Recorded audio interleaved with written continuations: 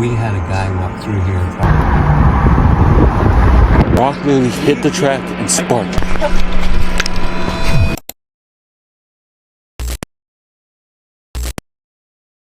Echoes call from hollow halls, a voice that creeps and softly crawls.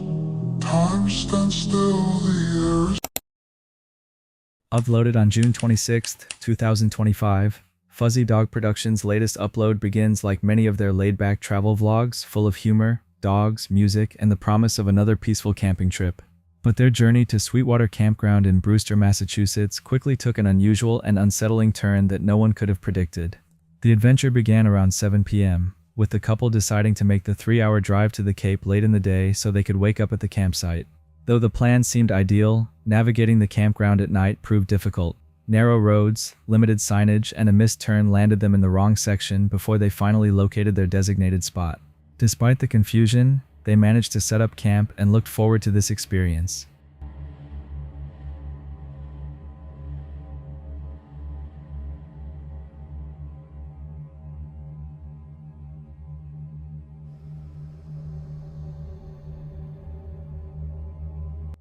All right, coming in here was no joke. The roads were really narrow. The signage is pretty poor, especially at night. I mean, that's kind of our choice though. I mean, we found it, but we had to do this huge loop through the C section where we were supposed to be in the A section, and the A section was just honestly a quick left that we missed. So user error as always. I mean, what are you gonna do? But we're here, we made it, starting fire, gonna chill out. So we really drove 2.5, almost 3 hours to find lobster rolls, and that's what we're going after. We're looking forward to it tomorrow. It's going to be a great day. The site itself was everything they hoped for: wooded, quiet, and remote enough to feel like a true escape. After building a fire, they settled in for the night with high spirits. The next morning, however, revealed something unexpected. Sometime around 5 a.m., while everyone was asleep, someone had quietly entered their campsite and rummaged through their belongings. At first, it wasn't clear what had happened. Then they realized all their good liquor had vanished. More bizarrely, it had been replaced with off-brand bottles of alcohol they didn't recognize. It wasn't a simple case of theft. It was a calculated swap. Their premium selections were gone, and in their place sat noticeably cheaper alternatives. What made it all stranger was that the thief had brought something with them just to leave it behind, suggesting premeditation rather than impulse. You might have taken more, I don't know. Wow. That's crazy. We got robbed. Why didn't you take the Annie's mac and cheese? Was this there? Is this the Drambuie thing? I bet it is, right? Morning. We had a guy walk through here probably about 5 in the morning. The dog was starting to bark. We don't know how long he was here, and he stole all our booze. Literally went through the back of Luna, took the Drambuie for the recommended drink, and just kept walking. Wow, lesson learned. Not only did he take our good stuff, he left us stuff.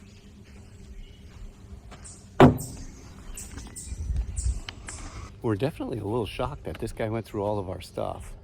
This lady here, Mrs. Fuzzy Dog, she's just pissed. Rightfully so. It's just weird. Their mood shifted from relaxed to uneasy. There were no signs of forced entry or damage, no clues beyond the swapped bottles. The fact that someone had been that close for who knows how long without being noticed disturbed them.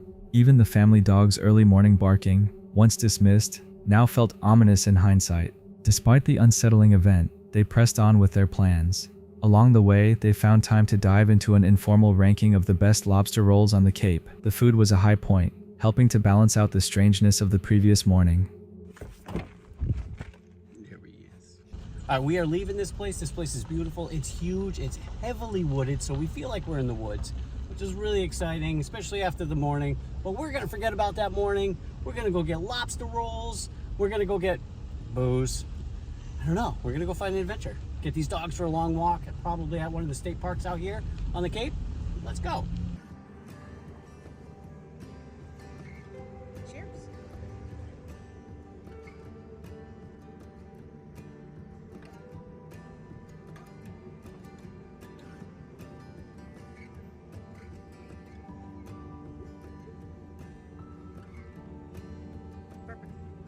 Pretty good.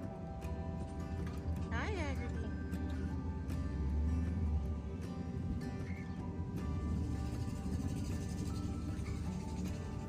We are still on the elusive hunt to try to get or restock our booze for the recommended drink. They had neither.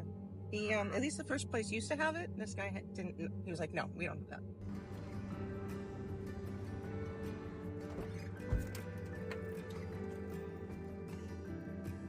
Back at the campground, thoughts of the theft were still on their minds. Who had been there? Why take the effort to swap out bottles instead of simply stealing them? And what would have happened if someone had woken up during the act? These questions only created a sense of discomfort of knowing someone had invaded their space. The video closes with them retreating to their camper for the night, still unable to recreate their traditional drink but making the best of it with what was left. Ultimately, this episode shows us how unpredictable camping life can be. Sweetwater Campground may have offered beauty and peace, but it also delivered an unsettling encounter that left more questions than answers. What did you make of this encounter? Let me know. Before moving forward, do me a favor and give this video a like, and also subscribe to the channel if you haven't already. We're trying to hit 100,000 subscribers before August, and I also got a surprise for you once we reach 100K. Now, enjoy the rest of the video and watch till the end because there's a hidden word somewhere in the video for you. Let's see if you can comment the hidden word correctly. Four Wheels to Freedom, a channel that typically focus on the life on the road, begins their latest video with an upbeat recap of their travels, cheerful banter, and the excitement of reaching 100 subscribers, a milestone they proudly celebrate mid-trip. As the couple prepares to return home from a brief but enjoyable journey through Spain and France, with their van cozy and freshly cleaned, and their dog Jackson making adorable appearances, the video starts out as a charming and lighthearted travel vlog. They discuss plans for future adventures, teasing 2 major trips for the next year, and promising more UK-based camping videos in the meantime. Just want to say thank you to all our new subscribers. We're now at 100 subscribers. Whoop, whoop. We're gonna have a drink tonight, guys. So that was the middle of the night. I hit 100. Our aim is by the end of, no, I don't know what my aim was actually by the end of this year to get to 100 subscribers, and I'm there halfway through the year. So maybe we could get another 100 subscribers before the end of the year. I look like I got a bit of colour, don't I, guys? Do you think? Right, guys, so we'll catch you on the next one. I'll think the next one for you, maybe reviewing a campsite, a restaurant, because they do food here, so we're going to have a little review of the restaurant. Guys, also comment below what sort of videos would you like to see from us when we're back in England. Obviously we'll do some English campsites, but would you like to see some day in the lives of us in the UK? Oh, we've got a visitor. Hello, darling. You come to say hello to the vlog of your waggy tail. Waggy tail. Where's Mr. Waggy tail? However, partway through the video, an unexpected moment happens. While driving through France en route to the Eurotunnel, they come across a shocking scene, what appears to be a vehicle on fire at the side of the road. The couple slows down to take in what's happening and capture the moment. Smoke billows and flames are visible. They note the intense heat radiating from the wreck, speculating on the type of vehicle and whether emergency services have arrived. A fire truck is seen struggling to reach the scene, adding urgency to the situation. Despite the sudden seriousness of the roadside fire, they remain composed and continue on their way after ensuring they're safely past the incident. Oh, bloody, we've got a bit of a... That's a car or a lorry or something that's black. Yeah, it's a car there. Oh, they've got out. Yeah, he's there. He's out of it. Filming it.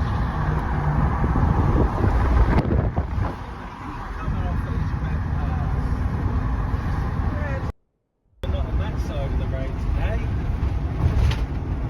Bloody. Everywhere. Take my window up, I think. That was like a... You could feel that heat. Whew.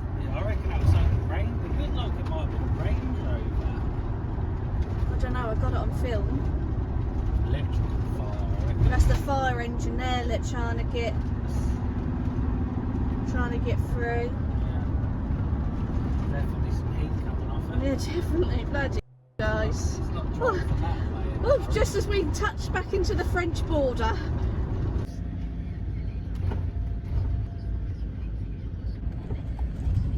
Just like that, guys, we're on our way home. Well, to the Eurotunnel. In France. We're now getting to get the Eurotunnel. Belgium we're actually in, aren't we? Yeah, we're in Bray-Jews or something like that. I'll put a little thing there, you know what I'm like with my Got a nice beach. pronunciations. Yeah, I'll put a little clip of the beach from yesterday. As they make it safely across the French border and head into the Eurotunnel, the vlog resumes its cheerful pace. Throughout the video, they maintain their approachable tone and sense of humor. Their interactions are genuine, and they openly shared the highs and lows of van life. This episode captures not only the appeal of spontaneous travel, but also the unpredictable nature of life on the road. On June 23, 2025, Off the Walls After Hours YouTube channel returned with a long-awaited video that quickly turned from nostalgic exploration into a nerve-wracking experience. This time, the crew revisited a familiar spot, an abandoned trestle bridge deep in the woods, where they had experienced strange activity on a previous visit. A video I think we have already covered in one of our previous videos. Right from the start, they were tense. Moments after arriving, a rock sparked on the tracks near one of the members, triggering immediate confusion and concern. What followed was one of the eeriest nights the group had ever documented. The team, led by their usual trio, began navigating through familiar terrain. They noticed subtle but unsettling changes to the environment, overgrown trails, altered landmarks, and a strange, pressing silence. Alright guys, we made it to the woods. Keegan's running in full speed. He's ready to find out what was in the woods. Oh yeah, it's been a while since we've been here, bro. There's just trails still, yeah.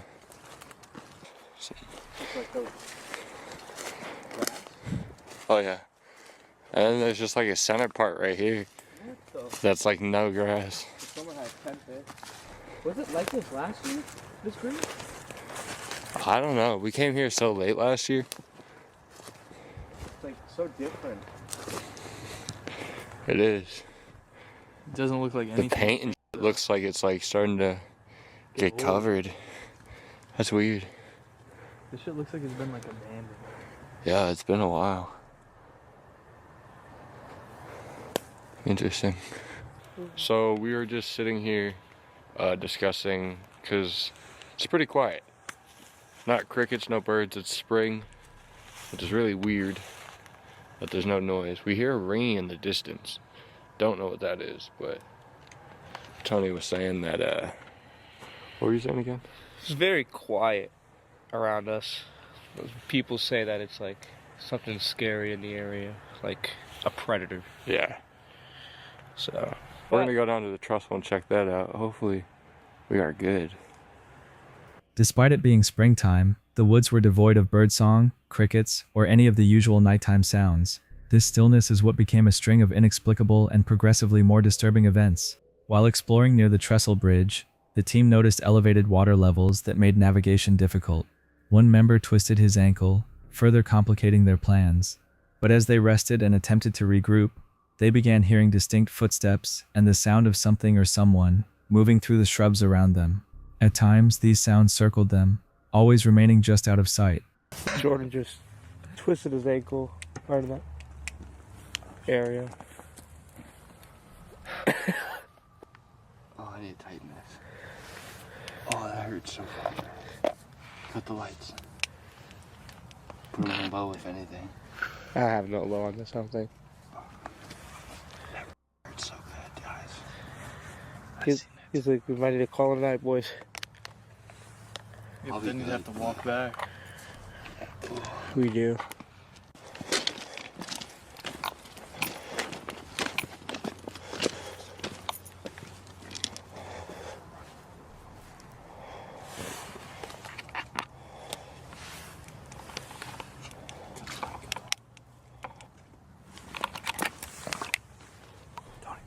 Dude, there's something right there.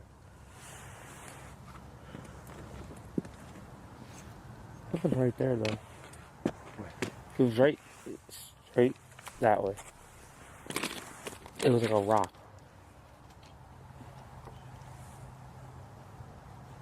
As they crossed the bridge and moved deeper into the area, strange occurrences continued.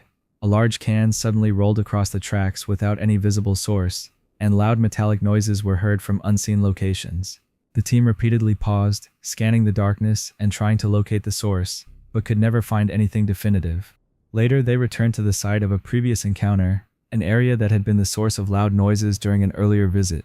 Here they discovered fresh signs of activity, a piece of rope, a glove, and new objects that hadn't been there before. As they processed this, one of the members suddenly witnessed a rock land on the metal track beside him, producing a spark. It had been thrown with enough force and accuracy to ignite on contact. This was another sign that they might not be alone. Dude, what the a rock just sparked in front of my face. Oh, you're tripping, dude. Dude, No, I told you. It sounded like something hit the. I kid you not, a rock literally hit the track and sparked. Right next to each other, literally. Yo. That was weird. Because I was coming towards us fast as. Tony, pull your phone out so you can record. This might die. I want to get everything on footage right now. What the dude. Guys.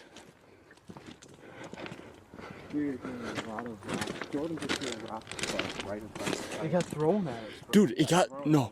It was like right in front of me, dog. It hit the track and it lit up like a spark.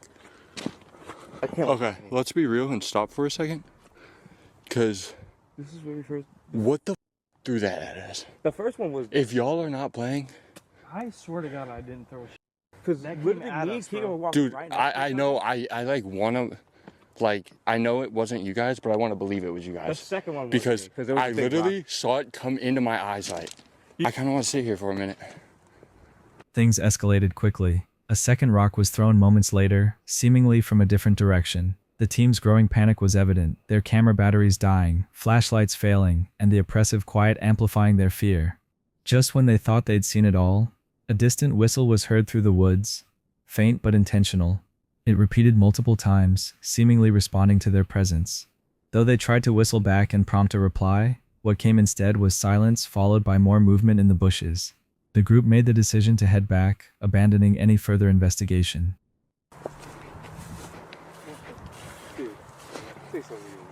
The whistle? Yeah. I heard it. No, you didn't. I did.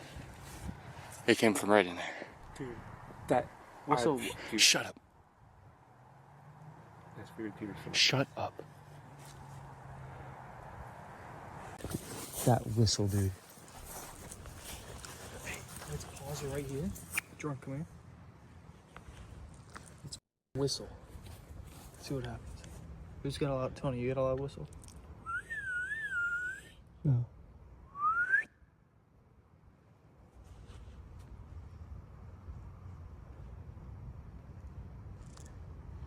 Nothing. All right, let's drop it.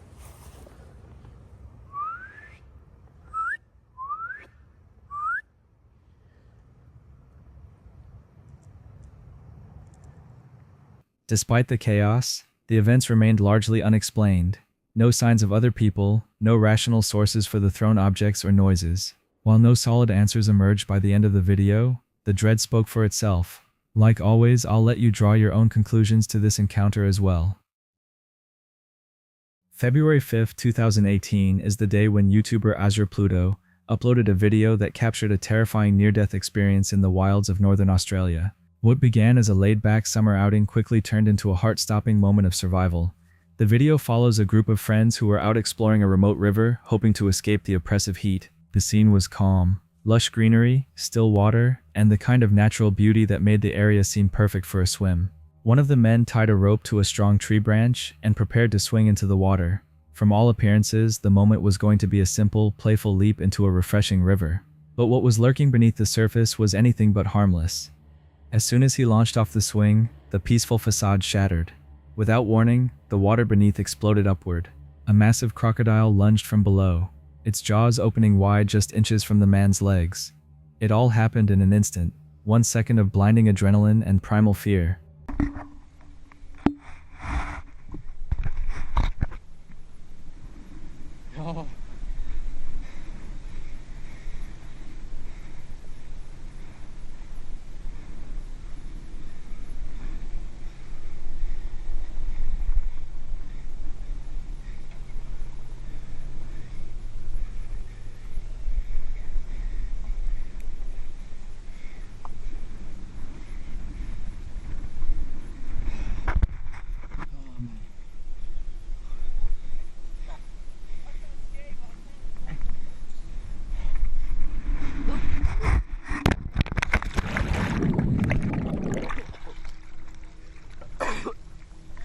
Oh. Boy, ini udah mulai anak udah.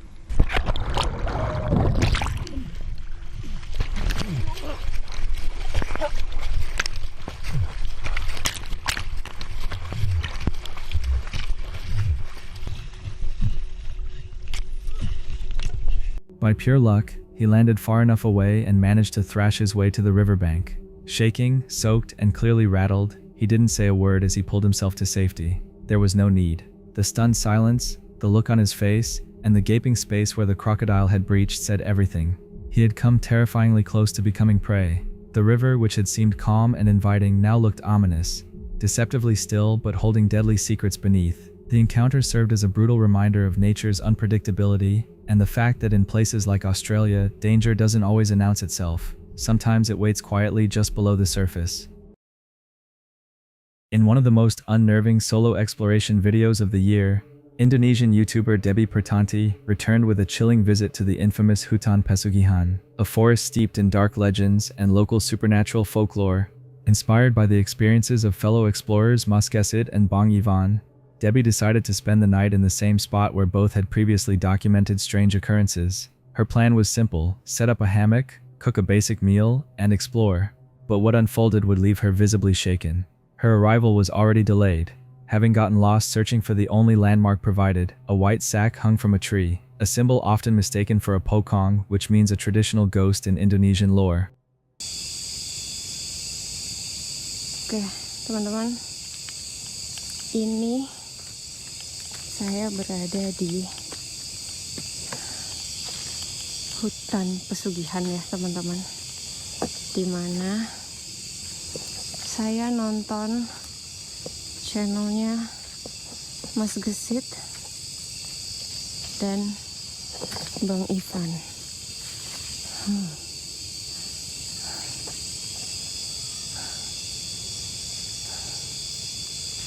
Dan aduh, saya udah parno duluan ini. Saya nyampe sini kemalaman teman-teman, karena saya nanya-nanya sama Mas Gesit.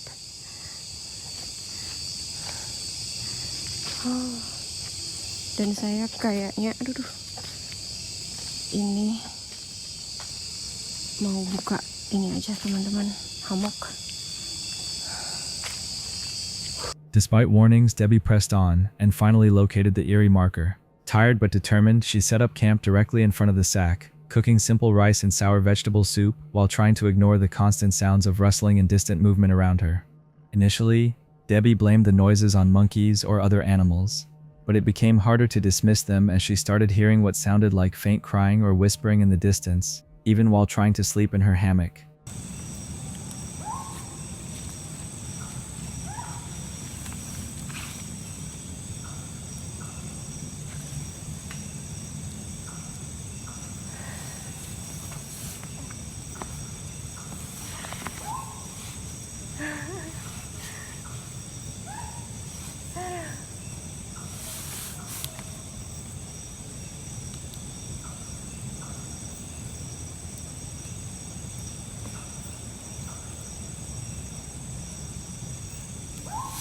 Hal yang paling mengerikan di hutan adalah binatang, teman-teman.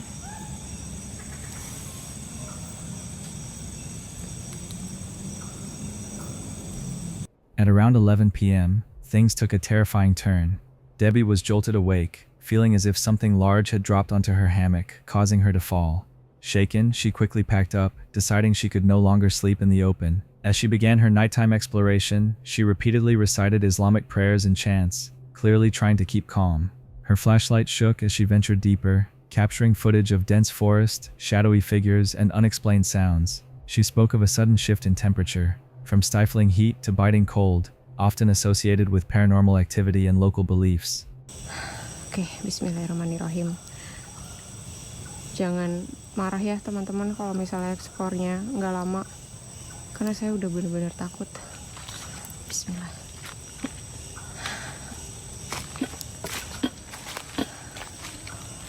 Ini sampai makanan saya aja saya gantung ini di tas teman-teman karena belum sempat bersihin. Assalamualaikum.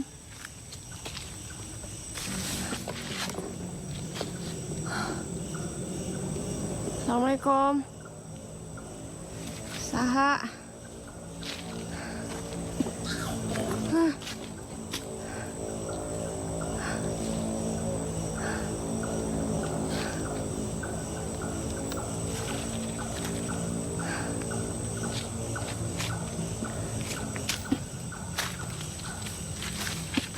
Ih, kayak ada yang ngikutin.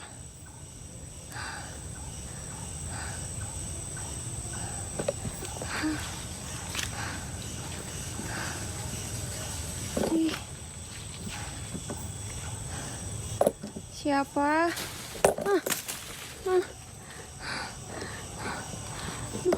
What followed was a series of unnerving moments. A growing sense of being followed, branches snapping nearby, distant voices echoing through the trees, and an overwhelming atmosphere that visibly wore her down. Multiple times Debbie seemed on the verge of breaking down, remarking how even Maskezet and Bang Ivan, who braved this location as a duo, described the terror as luar biasa, which mean extraordinary. Eventually she called off the exploration, her fear reaching a peak after hearing what she described as Satatan, ghostly voices answering one another across the woods. With her flashlight faltering and senses on high alert, she hurried back through the dense forest, repeatedly asking out loud that nothing follow her.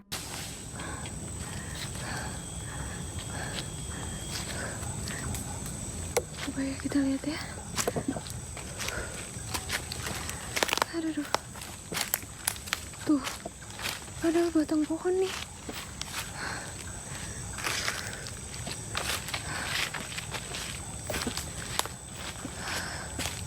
Jangan ada yang ikut. Jangan ada yang ikut. Saya mau pulang. Tolong. Udah. Jangan ada yang ikut. Tolong.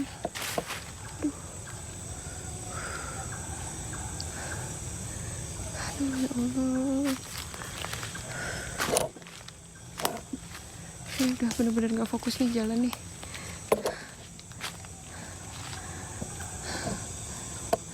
Back at the small hut near the forest edge, Debbie finally allowed herself to breathe.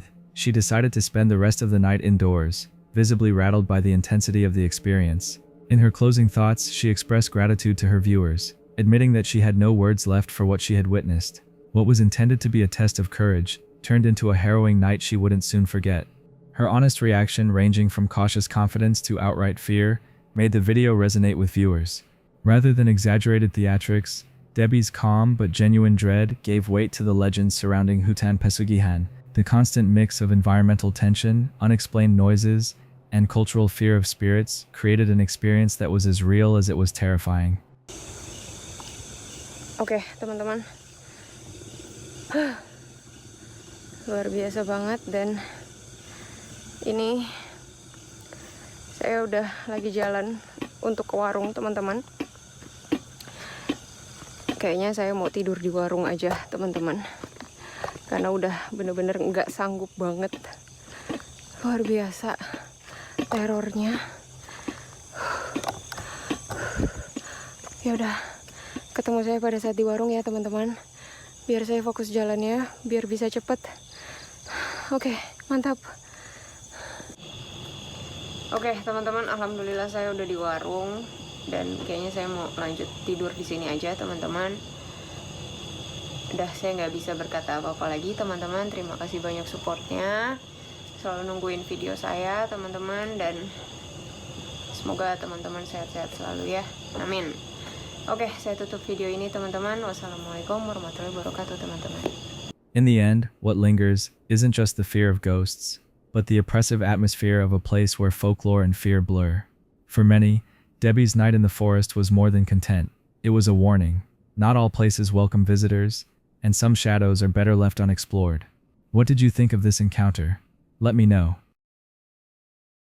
On June 25, 2025, Dee's Dark Adventures returns with a nighttime exploration that quickly spirals into a chaotic and intense experience. Shot in a remote wooded area, Dee's solo journey begins under already strained circumstances. After a stressful day involving a nearly lost phone and what she describes as a panic attack, she ventures out regardless, determined to clear her head in the only way she knows, by returning to the unknown. The setup is simple but tense.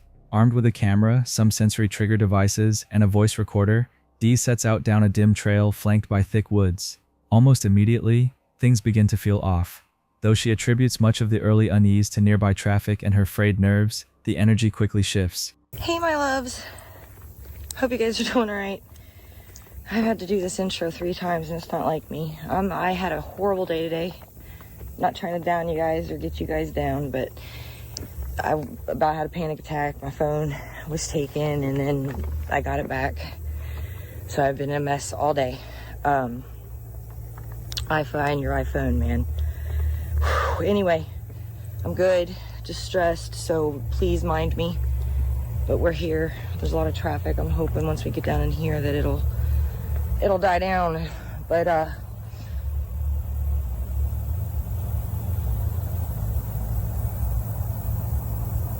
don't know if they drove over a stick or where's the stick? As she places the trigger ball and begins scanning the surroundings with her flashlight, unexplained noises, stick breaks, soft thuds, and distant footsteps begin to creep in from all sides. Despite her anxiety, Dee presses forward, talking directly to whatever unseen presence may be near. Her approach, as always, is one of cautious respect. She introduces herself, references previous visits, and even offers small gifts, hoping to establish trust. The ball begins going off repeatedly with no visible cause. Dee, trying to remain calm, acknowledges the activity and thanks whatever may be there. But as the encounter deepens, so does the fear. Multiple times she sees shapes in the shadows, hears voices or strange electric-like buzzing, and begins to suspect she is being followed from multiple directions. Where are you? Hello?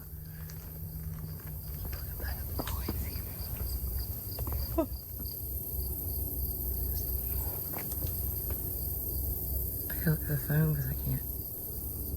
No way, look!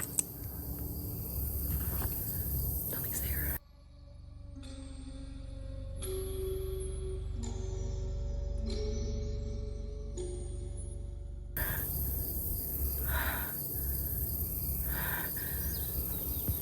No. Wait, stop. Okay, everything's happening too fast.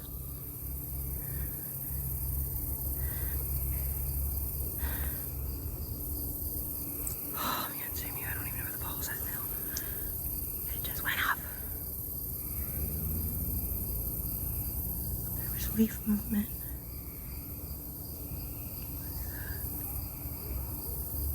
What is that? It sounds like electric. Like if you, for a second, it sounded like stay like underneath a power line. Movement to my right. I can't move so fast. You guys are quick. Perhaps most disturbing is Dee's discovery that a familiar part of the trail, the entrance she's used before, looks drastically altered. Trees appear to have shifted. Barriers she once walked under now sit at knee height. Confused and disoriented, she questions whether something or someone has tampered with the site, or if she's simply overwhelmed and misremembering the landscape. Her voice wavers between frustration and panic as she tries to reconcile the memory with what she's seeing in front of her. At one point, Dee spots a white figure darting through the trees. A flash too quick to confirm but vivid enough to ignite fresh panic. Coupled with the reappearance of a heavy, death-like stench and the unexplained silence of her equipment, she begins to fear that she's overstepped. Even the glowing ball, once responsive, goes dormant.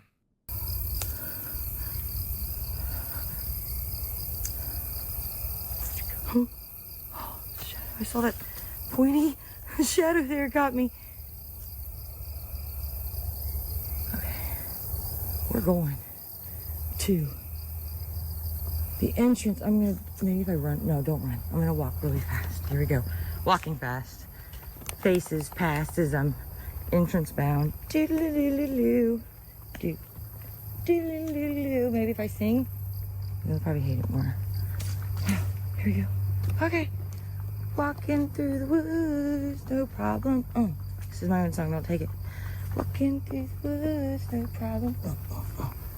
Why does every YouTuber end it with a song? So funny. Okay. Ooh. Hi. That's 2.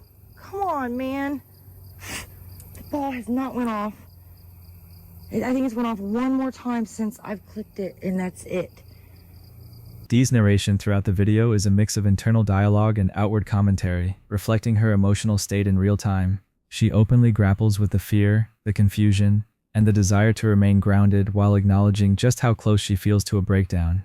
There's a raw honesty in the way she talks to both her viewers and the unseen entities around her, often apologizing for acting like a fool or seeming ungrateful. Toward the end of the video, her nerves give way entirely.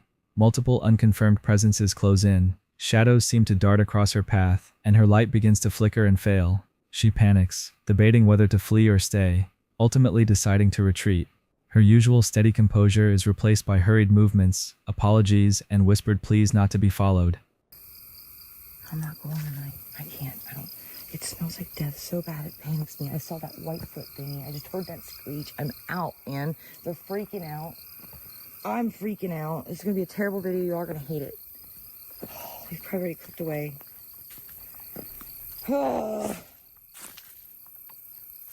Sorry for acting a fool in your woods. I apologize.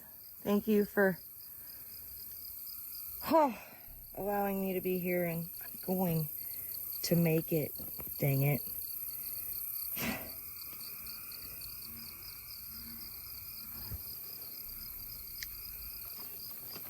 Okay. I want to make it under that, over that thing. It's not under now, it's over. If you're still watching, comment the hidden word strange. Do you still work? You still work, but it hasn't gone off. Huh. Fine. Makes it even better. Whatever.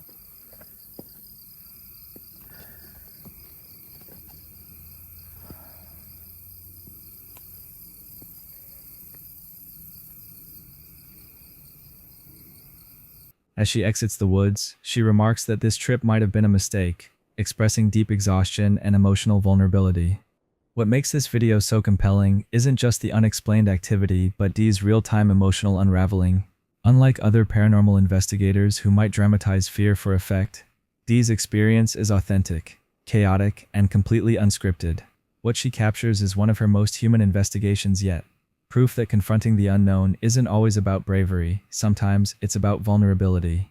For fans of Dee's dark adventures, this episode is a raw and memorable entry into her catalog, a reminder that even seasoned explorers can be shaken when the veil thins just a little too much. With this final encounter comes the end of another episode. If you haven't already, let me remind you again to like and subscribe. Also, leave a comment about what you liked and didn't like about this video. We always look to improve our video quality so you get the best videos possible. In about 3 seconds, there will be more disturbing videos on screen for you to watch. And with that, I'm out.